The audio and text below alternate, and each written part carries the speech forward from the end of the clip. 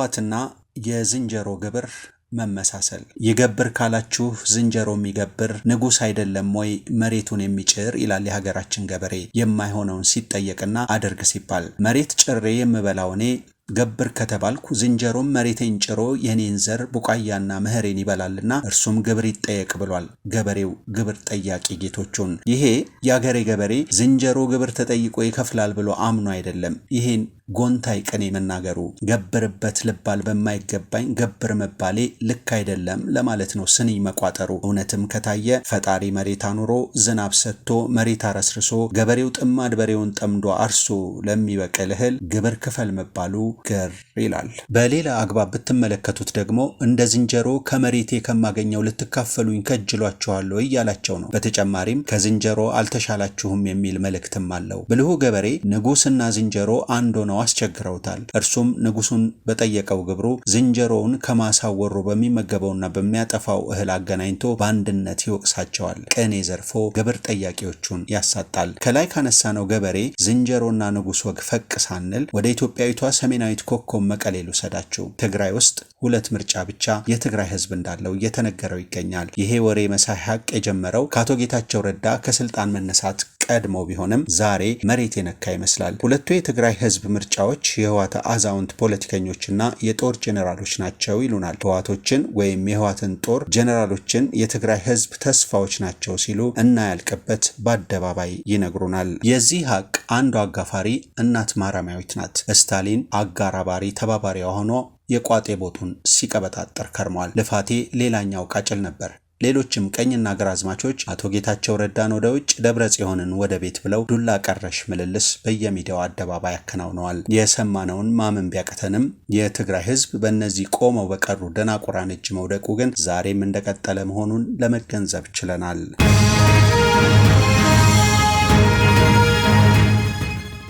እነዚህ ኃይሎች ትግራይ ካሳለፈቻቸው 50 ዓመታት እጅግ አስከፊውና አዋራጁን ዓመት በ2017 ዓ.ም ተጋሩ እንዲያሳልፍ አድርገዋል። በዚህም የህወሓት ፖለቲከኞችና የሰራዊቱ አዛዥ መኮንኖች በዘመናችን የለውጥ ፍላጎት ጥግ ልክ ኦፕሬት ማድረግ እንደማይችሉ አሳይተውናል። በእርግጥም የህወሓት ፖለቲከኞችና የጦር ጄኔራሎች አምላካቸው የሞተባቸው ምንም መስራት የማይችሉ ግን ትንንሽ አማልክት ሆነው የመቀጠል ፍላጎት ያላቸው ጣዖቶች ሆነዋል። በምስራቅ አፍሪካዋ ኢትዮጵያ ግዛት ተቀምጠው በኤርትራው ሻዕቢያ እየታገዙ እያደረጉ ያሉት ተግባር ምን አይነት ቀጠናዊ ትርምስና ዓለም አቀፋዊ ምላሽ እንደሚያስከትል አያውቁም። ከዛሬ 2 ዓመት በፊት በለኮሱት ጦርነት በሚሊዮን ወጣቶች እልቂት እድሜ የተቀጠለላቸው ባህላዊያኑ ጄኔራሎች በትውልዳችን ነገ ላይ የቆመሩ የማይገባቸውን ስልጣን ይዘው እስካሁን ቀጥለዋል። ዛሬ ደግሞ ደርሰው በትግራይ ለሚተነፈሰው አየር የኛ ፈቃድ ያስፈልጋል እያሉን ነው። የዘመኑን የአስተሳሰብ ጥግ ሊረዱ የማይችሉና ለማወቅም አቅም የሌላቸው ጄኔራሎችና ፖለቲከኞች የሆነ አካል ፎርማት ያደረጋቸው ሌላ አካል አፕዴት ሊያደርጋቸው የማይችላቸው በራሳቸው መለወጥ የማይችሉ ደናቁራን ለትግራይ ህዝብ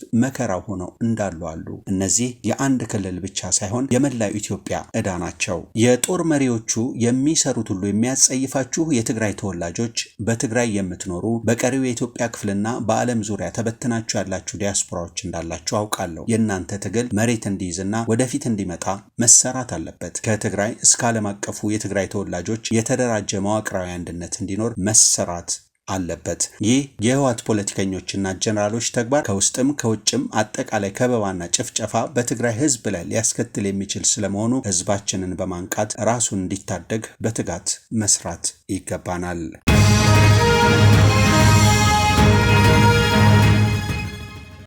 የህወሓት ጄኔራሎች የምስራቅ አፍሪካን ቀጠና አሁናዊ ሁኔታ ሊገነዘቡ የሚችሉ አይደሉም። የማያ መነጽራቸው የ1983 ዓ.ም ምርት ነው። እዚያ ዘመን ላይ ቆመው ቀርተዋል። ዛሬን እንደ ዛሬ 50 ዓመት ተመልካቾች ናቸው። ከስልጣናቸውና ከዘረፋቸው ውጪ የሚራሩለት አንዳች ህዝብ የላቸውም። አሁን ያለው የምስራቅ አፍሪካ ቀጠናዊ ሀቅ ህዝባቸውን ሊበሉና ሊያስበሉ ባሰፈሰፉ ዘራፊ ሻርኮች የተሞላ ስለመሆኑ አይረዱም። ሱዳን ብትገቡ ጄኔራል ሐምዶም እና ሄሜቲ ሲተኮሱ ታገኟቸዋላችሁ። ሶማሊያ በአልሸባብ ማንሰራራት ቅጣምባሩ ጠፍቶባት እየታመሰች ነው። ኢትዮጵያ በኦነግ ሸኔና በፋኖ ሽምቅ ተዋጊዎች ሰላም የራቃት ሀገር ሆናለች። ኤርትራ ቀጠናዊ ሁኔታው ስጋት ውስጥ ከቷት በጦርነት ዝግጅት ውስጥ ትገኛለች። ብርጌድ ንሓመዶም ውጊያ ሊገጥማት እየተጠጋት ነው። በዚህ ግርግርና ግብግብ ውስጥ ተከባ ላለችው ትግራይ ምንድነው ሊሰራላት የሚገባው ብሎ የሚጠይቅ አንድ በሳል መሪ በህወሓቶች መሃል የለም። ለአራቱ የትግራይ መሳፍንት ነን ባይ ግለሰቦች አሽከርነት ለማደር የሚመርጡ የህወሓት ጀነራሎች የትግራይን ህዝብ የሚመጥኑ ሆነው አልተገኙም። የነዚህ የትግራይ ፖለቲከኞችና ጀነራሎች አሳሰብ ትላንት የትግራይን ህዝብ ታድገናልና ዛሬ የትግራይ ህዝብ መብት ከኛ ፈቃድ የሚቀዳ ሆኖ እኛ የምንድንበት ብቻ መሆን አለበት ሲሉ ድንቁርናቸውን አስደምጠውናል። የትግራይ ህዝብ ትላንት በልጆቹ ደም ያስከበረውን የራሱን እድል በራሱ የመወሰን መብቱን ለነዚህ ሽፍቶች አሳልፈው መስጠት የለበትም። ይህ አስተሳሰብ ትክክል ሆኖ ሊገኝ የሚችለው መስራትና ማሰብ ባቆሙ እንደ ደብረ ጽዮን፣ ጌታቸው አሰፋ፣ ሞንጆሪኖና አለም ገብረዋድ ባሉ ድኩማን ልብ ውስጥ ብቻ ነው። የትግራይ ህዝብ ለሌሎች ወንድም ህዝቦች የከፈለው የትግል መስዋዕትነት መልሶ የትግራይን ህዝብ ለአራጅ ገዳዮች ለሞት አሳልፎ የሚሰጥ መሆን የለበትም። መብት ለማስከበር የተደረገን የህዝብ ትግል የህዝብን መብት ለጥቂቶች አሳልፎ ለመስጠት መጠቀሚያነት ማዋል አይገባም። ከዚህ አንጻር የህወሓት ፖለቲከኞችና ባህላዊ ጀነራሎች አስተሳሰባቸው በትግራይ ህዝብ ላይ መቼም ትክክል ሊሆን እንደማይችል አሳይተውናል።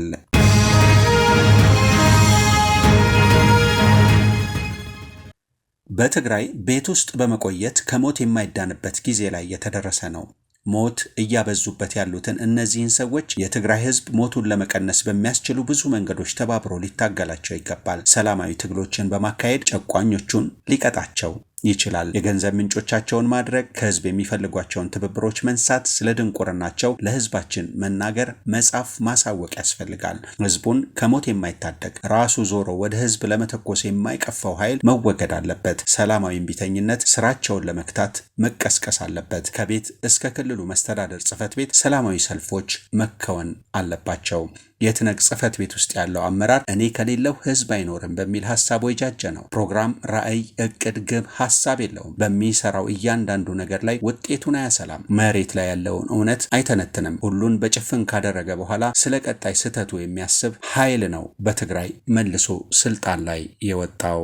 የዚህ ክንፍ አቅሞች ህዝቡ፣ ዲያስፖራውና ሚዲያው ናቸው። ህዝቡ ከተፈጸመበት ግፍ የተነሳ የትነግን የብቃት ማነስ ተመልክተዋል። ዲያስፖራው ከህዝቡ ጋር ያለውን ሀቅ ስለሚረዳ የትነግን ችግር ፈጣሪነት ተገንዝበዋል። ሚዲያው ደግሞ ለራሱ ነጻነትን ስለሚፈልግ ምህዳሩ እንዲሰፋለት ስለሚመኝ ያለበትን አፈና ያውቀዋል። ህዝባችን፣ የትግራይ ህዝብ የእስከዛሬ ጥፋቶቻቸውን አንስቶ ይጠየቁልኝ አላለም። በቃችሁ ተዊ ነው እያለ ያለው። ይህንን እድል መጠቀም፣ እነዚህን እድሎች አስቦ አስልቶ መጠቀም ተገቢ ነው ብዬ አምናለሁ።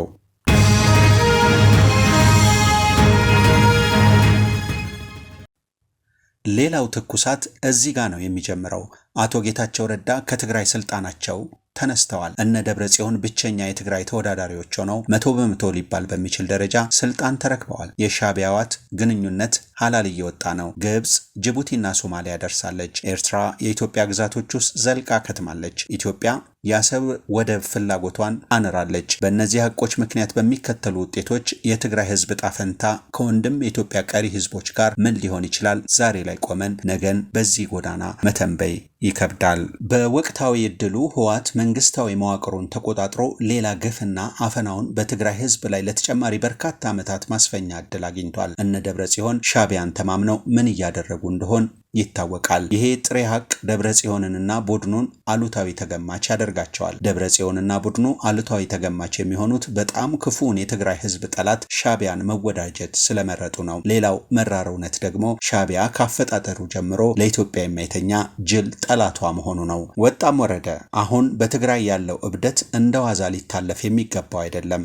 ክትትልና ጥበቃ ይፈልጋል። በቁጥራቸው ጥቂት ለሆኑት ለህወሓት ጀነራሎችና ፖለቲከኞች እብደት መቋጫ ሊበጅ ይገባል። ፍስሐ ማንጁስ በለው ምግበይ፣ ጆን መዲድ እየፈጸሙ ያሉትን ህዝባዊ ግፍ ማቆም አለባቸው። ትላንት ይጋርደናል ብለው የጋረዳቸው ህዝብ ዛሬ ክፉ ቀን መልሶ ቢመጣ ይጋርደናል ብለው የሚያስቡ ከሆነ ተሳስተዋል። እኛ ለህወሓት ቆሞ ቀር ፖለቲከኞችና የጦር ጀነራሎች ደረቁን ሀቅ እየነገርናቸው ነው። ትላንት የተዋደቀላቸው ህዝብ ላይ ዞረው ለመተኮስ ካላፈሩ እኛ ለነርሱ ልናፍርላቸው አንችልም። በዚህ መንገድ ሊጠብቁን አይችሉም። እኛም በእነርሱ መንገድ ላይ አንገኝም። እናንተ ለመተኮስ ያላፈራችሁ እኛ እናንተን ጨፍጫፊ ለማለት ስለምን እናፍራለን? እናንተ ተስገብግባችሁ ሞቶ ሕይወት የቀጠለላችሁን ሕዝብ ለመዝረፍ ያላፈራችሁ እኛ እናንተን ዘራፊ ለማለት ለምን እናፍራለን? ለምንናገረው ሐቅ በማናቸውም አደባባይ ኃላፊነት እንወስዳለን። መጀመሪያ ነውራችሁን፣ ወንጀላችሁን፣ ድንቁርናችሁን አቁሙ። ከዚያም ሕዝባችሁን ከጦርነት ስጋት፣ ከመፈናቀል፣ ከመታሰርና ከመገደል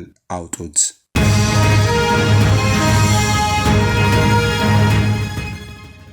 የትግራይ ህዝብ የከፋ ጭንቀት ውስጥ ገብቷል። መረበሽና ስጋት ውስጥ ባልተፈቱ ችግሮች ላይ ሌላ ጦርነት ጨምሮ መቋቋም ስለማይችል አቅምና ዘመድ ያለው ወደ መሃል ሀገር ስደት ጀምሯል። ቀጥሎ ምን ይመጣል የሚለው ስጋት ሰቅዞ ይዞታል። ትግራይም ወደ አጠቃላይ ሽብር እያመራች ነው። የውጭ ኃይሎች እጃቸው ገብቷል። አቶ ጌታቸው በአዲስ አበባ መግለጫቸው ይህንን ነው የነገሩን። ሻዕቢያ በስለላ ሰዎቹ አማካይነት መቀሌ ደርሷል። የዶክተር አብይ መንግስት ለዓለም አቀፉ ማህበረሰብ በዲፕሎማሲ አካሄድ ሊሰራ የሚገባ ባውን ከውኗል። ወደ 25 የሚጠጉ ሀገራት ዜጎቻቸው ወደ ትግራይ ምንም አይነት ጉዞ እንዳያደርጉ አግደዋል። በአካባቢው እየተፈጠረ ያለው አደገኛ ሁኔታም ለምስራቅ አፍሪካ ጸጥታ ከፍተኛ ስጋት እንደሚሆን አሳውቀዋል።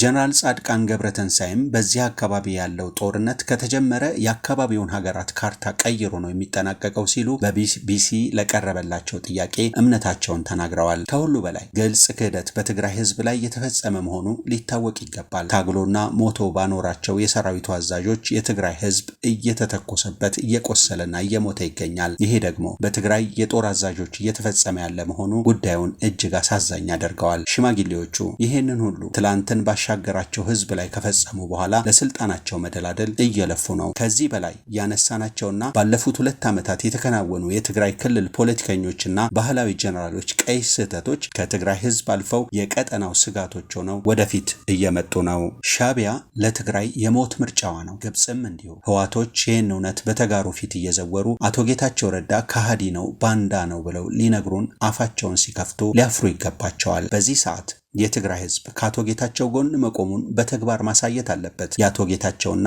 የጓደኞቻቸው ፓርቲ ወደፊት እንዲመጣ በህዝቡና በሊቃኑ መደገፍ አለበት። አቶ ጌታቸው ረዳና ጓደኞቻቸውም ወደ ህዝቡ ቀርበው ሊሰሩ የሚገባቸውን መስራት አለባቸው። የባህላዊ ጀነራሎቹ ወንጀሎች በትግራይ መቆም አለባቸው። ገጻችንን ሰብስክራይብ፣ ሼር፣ ኮመንት እና ላይክ ማድረግ አይዘንጉ። የዛሬ ዝግጅታችንን በዚህ አበቃን።